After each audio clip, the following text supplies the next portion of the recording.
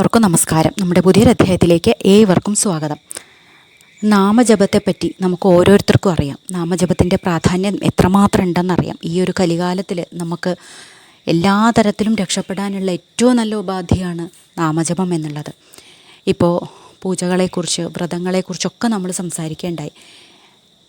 ഈ പലർക്കും ഇന്നത്തെ ഒരു കാലത്തിൻ്റെ പ്രത്യേകതയാവാം ഒരുപക്ഷെ സമയമില്ല എന്നാണ് ഓരോരുത്തരുടെയും പ്രശ്നം. നമുക്കൊന്നിനും സമയം തികയുന്നില്ല, വളരെ കുറവാണ്, ജോലിഭാരങ്ങൾ കൂടുതലാണ്, അല്ലെങ്കിൽ നമുക്ക് മുമ്പിലുള്ള അവസരങ്ങൾ വളരെ കൂടുതലാണ്, അല്ലെങ്കിൽ നമുക്ക് മുമ്പിലുള്ള കാഴ്ചകൾ ഇതൊക്കെ വളരെ കൂടുതലാണ്. അപ്പോൾ ഇതിനൊക്കെ ശ്രദ്ധ ചെലുത്തുമ്പോൾ നമുക്ക് സമയം തികയാതെ വരികയാണ്. പണ്ടൊക്കെ നമുക്ക് ധാരാളമായിട്ട് സമയം ഓരോ കാര്യത്തിനും ഉണ്ടായിരുന്നു. അന്ന് ഇത്രമാത്രം നമ്മുടെ മുമ്പിലേക്ക് അറിവുകൾ ഇത്ര വളരെ പെട്ടെന്ന് കടന്നു വരാത്തൊരു സാഹചര്യം കൂടിയായിരുന്നു. ഒരുപക്ഷെ അതുകൊണ്ടായിരിക്കാം ഈ ഒരു കാലത്ത് നമ്മൾ മറന്നു പോകുന്ന ഒരു കാര്യമാണ് നമ്മൾ കാത്തു സൂക്ഷിക്കേണ്ട നമ്മുടെ സനാതന ധർമ്മങ്ങളെക്കുറിച്ചുള്ള നമ്മുടെ അറിവ് നമ്മുടെ കുട്ടികളിലേക്ക് കൊടുക്കുക എന്നുള്ളത്. അപ്പോൾ തീർച്ചയായിട്ടും സമയമില്ലാത്ത ആളുകൾക്ക് പോലും ചെയ്യാവുന്ന ഒരു കാര്യത്തെക്കുറിച്ചാണ് ഇന്ന് ഞാൻ പറയുന്നത്. നാമജപം. നമുക്ക് ഏറ്റവും എളുപ്പത്തിൽ ചെയ്യാവുന്ന ഒരു കാര്യമാണ് നാമജപം. അതിനേക്കാൾ വലിയൊരു മന്ത്രം വേറെയില്ല, അതിനേക്കാൾ വലിയൊരു പൂജ വേറെയില്ല, അതിനേക്കാൾ വലിയൊരു വഴിപാടും വേറെയില്ല. എത്രമാത്രം നമുക്ക് നാമം ജപിക്കാൻ പറ്റുമോ അത്രയും നാമം ജപിക്കുക.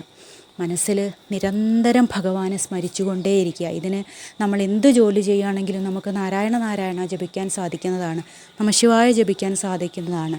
ശുദ്ധാശുദ്ധങ്ങൾ നോക്കേണ്ട ആവശ്യമില്ലാതെ ഈ നാമങ്ങൾ നമുക്ക് ജപിക്കാവുന്നതാണ്.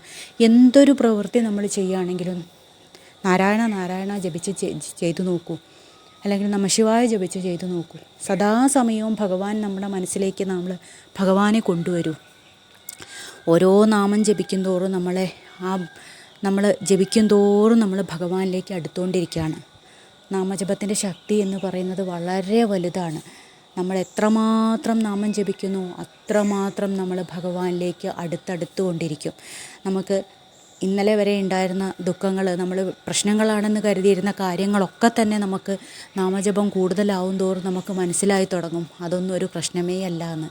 കാരണം നമ്മുടെ മനസ്സ് വളരെയധികം ശാന്തമാവും. നമ്മളെല്ലാം സമർപ്പിക്കുകയാണ് ഭഗവാന്റെ മുമ്പിൽ, എല്ലാം ഭഗവാനായിട്ട് വിട്ടുകൊടുക്കുകയാണ്. ആ നാമം ജപിക്കുമ്പോൾ നമ്മുടെ മനസ്സിൽ ഭഗവാൻ മാത്രമേ ഉണ്ടാവുള്ളൂ. അപ്പോൾ അത്ര വലിയ ശക്തിയാണ് നാമജപത്തിനുള്ളത്. അപ്പോൾ നിരന്തരം എന്ത് ജോലി ചെയ്യാവട്ടെ, എന്ത് തിരക്കാവട്ടെ, ഭഗവാനെ സ്മരിക്കാൻ നമുക്കിതിനിടയിലൊക്കെ സാധിക്കും. സദാസമയം നമ്മുടെ മനസ്സിൽ ഭഗവാൻ ഉണ്ടാവട്ടെ.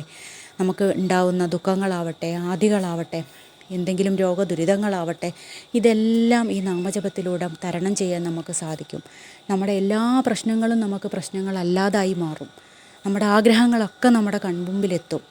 നിരന്തരം നാമം ജപിക്കുക, ഒരു സമയം പോലും പാഴാക്കാണ്ട് നാമം ജപിക്കുക.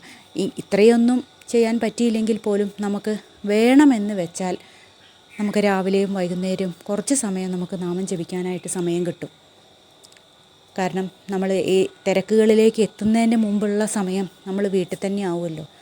ജോലിക്ക് പോകുന്നതിൻ്റെ കുറച്ച് മുമ്പുള്ള സമയം, പൂജാമുറിയിൽ ഇരുന്ന് ജപിക്കാൻ സമയമില്ലെങ്കിൽ ജോലി ചെയ്യുന്ന ആ സമയത്ത് നമുക്ക് ജപിച്ചുകൊണ്ടേയിരിക്കാം, ഭഗവാനെ മനസ്സിൽ സ്മരിച്ചുകൊണ്ടേയിരിക്കാം.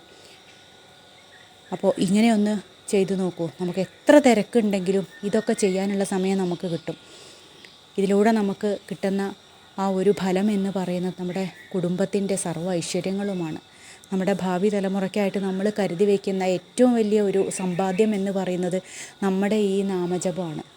നമ്മുടെ ഭഗവാനോട് അത്രയും അടുക്കും തോറും ഭഗവാൻ നമ്മളുടെ മേലുള്ള അനുഗ്രഹം വർദ്ധിച്ചുകൊണ്ടേയിരിക്കും. അപ്പോൾ തീർച്ചയായിട്ടും നാമം ജപിക്കാൻ പ്രത്യേകം നമ്മുടെ കുടുംബത്തിലെ എല്ലാ ആളുകളെ കൊണ്ട് നാമം ജപിപ്പിക്കാനുള്ള ഒരു ശ്രമം നമ്മുടെ ഭാഗത്തു നിന്നുണ്ടാവണം. എല്ലാവരെയും സർവേശ്വരൻ എല്ലാ അനുഗ്രഹങ്ങളും തന്ന് എല്ലാവരെയും കാത്തുരക്ഷിക്കട്ടെ എന്ന് ആത്മാർത്ഥമായിട്ട് പ്രാർത്ഥിച്ചുകൊണ്ട് മറ്റൊരു വിഷയവുമായി വീണ്ടും കാണാം. എല്ലാവർക്കും നന്ദി, നമസ്കാരം.